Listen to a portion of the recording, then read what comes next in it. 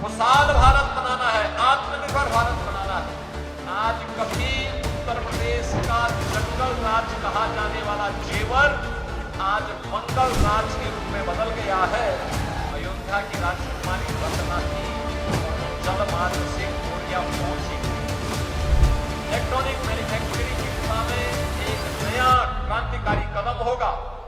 ये निश्चित ही कि जो चीज दुनिया से हम आयात करते हैं वह हमारे यहां बने और उसको हम दुनिया को निर्यात करें। भारत को इलेक्ट्रॉनिक कंपोनेंट के हब के रूप में स्थापित करना है और स्वयं आज यहां पर आए हैं। हम सबको आह्लादित कर रहा है क्षण। मैं सचमुच इसी आक्रामक रणनीति और प्रेरणादायी नेतृत्व के नाते ही आज कभी उत्तर प्रदेश का जंगल राज कहा जाने वाला जेवर आज मंगल राज के रूप में बदल गया है। अभी मैं जेवर एयरपोर्ट में लैंड किया था। कितनी शानदार एयरपोर्ट की सौगात प्रधानमंत्री जी के कर कमलों से मिली है और अब उसने कॉमर्शियल फ्लाइट शुरू कर दी है। अनेक यहां पे निवेश के प्रस्ताव आ रहे हैं। आज का ही जो निवेश का जो शिलान्यास हो रहा है वह 6,785 करोड़ रुपए का है। आप सोचो, यहां पे अंबर ग्रुप के साथ कोरिया सर्किट, इसमें उनके साथ मिलकर के एक ज्वाइंट वेंचर बना करके इनके द्वारा ये निवेश यहां पे किया जा रहा है। कोरिया के साथ उत्तर प्रदेश का बहुत पुराना संबंध है। कोरिया के इतिहास में ये मान्यता है कि उनकी रानी क्वीन हो अयोध्या की राजकुमारी रत्ना थी और जो जल मार्ग से कोरिया पहुंची थी। हम लोगों ने कोरिया के फर्स्ट लेडी के उत्तर प्रदेश आगमन के अवसर पर एक पार्क भी वहां पर क्वीन हो की स्मृति में बनाया है अयोध्या में। वहां के एम्बेसडर स्वयं अयोध्या पधारे थे और आज भी उस स्मृति को स्मरण करते हुए वे भावुक भी होते हैं और भारत के साथ एक आत्मीय संबंध भी जोड़ते हैं। कैसे आक्रामक रणनीति हो, समर्पण का भाव हो और आत्मानुशासन हो, कैसे कोई देश इलेक्ट्रॉनिक मैन्युफैक्चरिंग का हब बन सकता है। कोरिया उसका उदाहरण अतीत में बन चुका है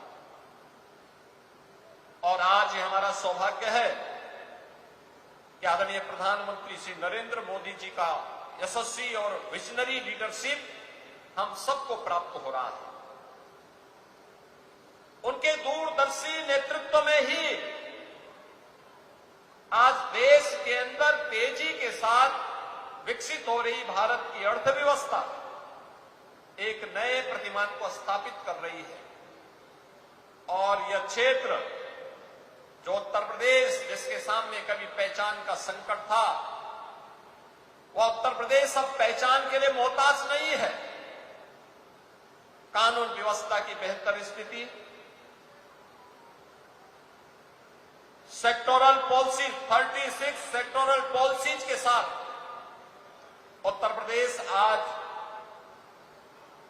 75,000 एकड़ के व्यापक लैंड बैंक के साथ देश और दुनिया के निवेशकों को अपने यहां आमंत्रित कर रही है। हर सेक्टर की पॉलिसी, हर निवेशक उस पॉलिसी के दायरे में आकर के निवेश कर सकता है। सरकार उन्हें समय पर उनका इंसेंटिव भी देती है, सिंगल विंडो का प्लेटफॉर्म भी उपलब्ध करवाती है। कोई मानवीय हस्तक्षेप के बगैर कोई भी निवेशक आकर के अपना निवेश करके विकास की गति को कई गुना आगे बढ़ाने में अपना योगदान दे सकता है।